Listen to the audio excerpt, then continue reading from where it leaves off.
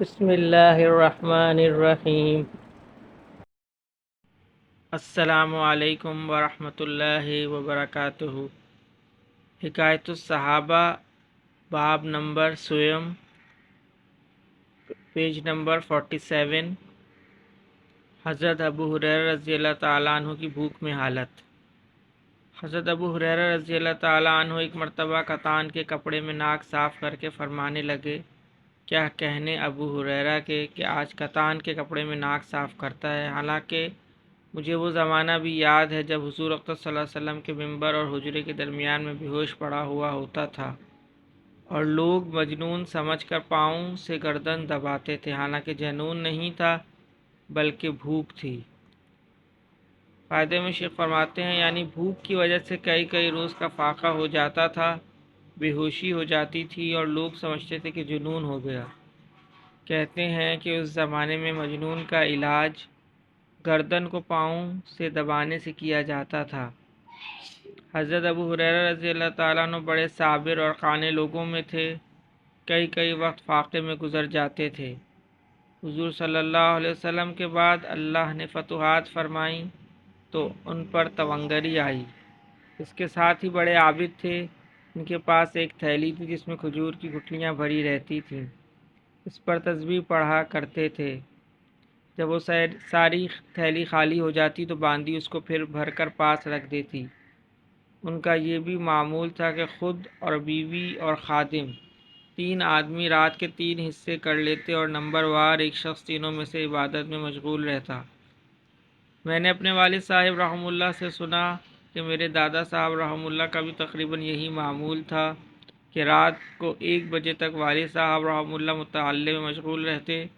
1 بجے دادا صاحب کو تہجد کے لیے اٹھاتے تو تقاضا فرما کر والد صاحب رحمہ اللہ کو سلا دیتے اور خود تہجد میں مشغول ہو جاتے، اور صبح سے تقریباً پون گھنٹے قبل میرے تائے صاحب رحمہ اللہ کو تہجد کے لیے جگا دیتے اور خود اتباع سنت میں آرام فرماتے۔ اللہم ارزقنی اتباعہم۔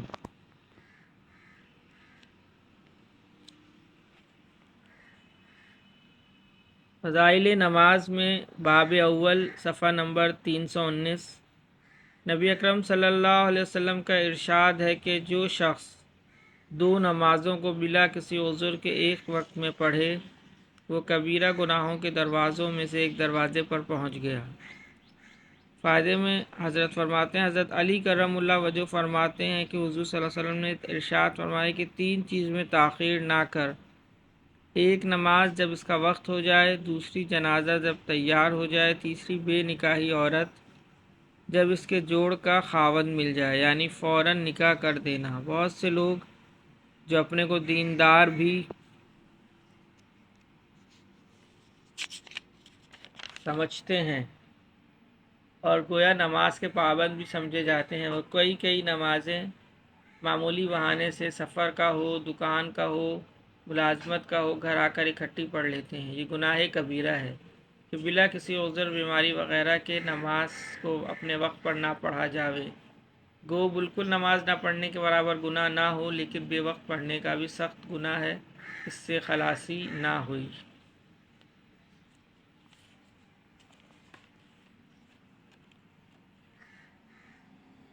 فضائل ذکر، باب سویم، صفحہ نمبر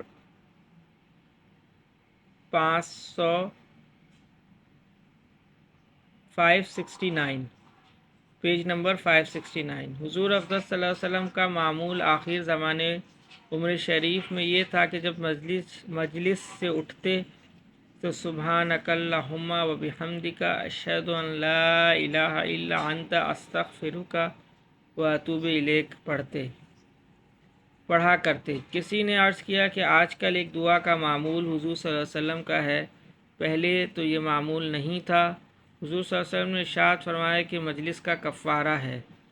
دوسری روایت میں یہ قصہ مذکور ہے، اس میں حضور اکبر صلی اللہ علیہ وسلم کا یہ ارشاد منقول ہے کہ یہ کلمات مجلس کا کفارہ ہیں، حضرت جبرائیل علیہ السلام نے مجھے بتائے ہیں۔ فائدے میں حضرت فرماتے ہیں، حضرت عائشہ رضی اللہ تعالی عنہا سے بھی یہ نقل کیا گیا ہے کہ نبی اکرم صلی اللہ علیہ وسلم جب بھی مجلس سے اٹھتے تو سبحانک اللہم ربی و بحمدک لا الہ الا انت استغفرک و اتوب الیک پڑھتے۔ میں نے عرض کیا کہ آپ اس دعا کو بڑی کثرت سے پڑھتے ہیں۔ ارشاد فرمایا کہ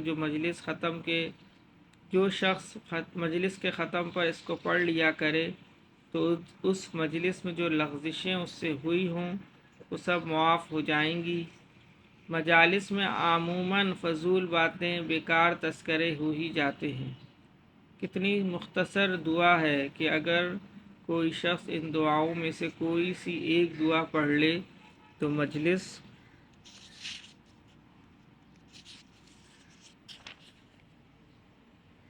کے وبال سے خلاصی پا سکتا ہے۔ حق تعالی شانہ نے کیسی کیسی سہولتیں مرحمت فرمائی ہیں۔ اللہم صلی علی محمد وعلی آل محمد، اللہم انی علی ذکرک و شکرک و حسن عبادتک، اللہم حاسبنی حسابا یسیرا، اللہم ارفع عنا البلاء والوباء، رب ارحمہما کما ربیانی صغیرا، اللہم اغفر لی ذنبی ویسر لی امری وبارک لی فی رزقی، اللہم لا تحرمنا اجرہا ولا تفتنا بعدہا۔ یا اللہ پاک جتنے مسلمان اس دنیا سے جا چکے ان سب کی بخشش و مغفرت فرما دیجیے۔ یا اللہ پاک تمام مسلمانوں کو بخشش و مغفرت فرما کے جنت الفردوس میں اعلیٰ مقام نصیب فرمائیے، قبر کی منازل آسان فرمائیے اور قبر میں راحت چین سکون عطا فرمائیے۔ یا اللہ پاک جو بیمار ہیں ان سب کو صحت کاملہ عاجلہ مستمرہ دائمہ نصیب فرمائیے۔ یا اللہ پاک تمام مسلمان جو پریشان حال ہیں ان سب کی پریشانی کو ختم فرما دیجیے اور راحت چین سکون عافیت عطا فرمائیے۔ یا اللہ پاک جو مسلمان بربریت کا شکار ہیں فلسطین میں یا اور پوری دنیا میں جہاں جہاں مسلمانوں پہ ظلم ہو رہا ہے، یا اللہ پاک ان تمام ظلموں سے ان کو نجات عطا فرمائیے اور ان سب کو راحت چین سکون عافیت عطا فرمائیے۔ یا اللہ پاک ہمارے گناہوں کو معاف فرما دیجیے اور نیکی کی توفیق عطا فرمائیے۔ سبحان ربک رب العزت عما یصفون وسلام علی المرسلین والحمد للہ رب العالمین، آمین برحمتک یا ارحم الراحمین۔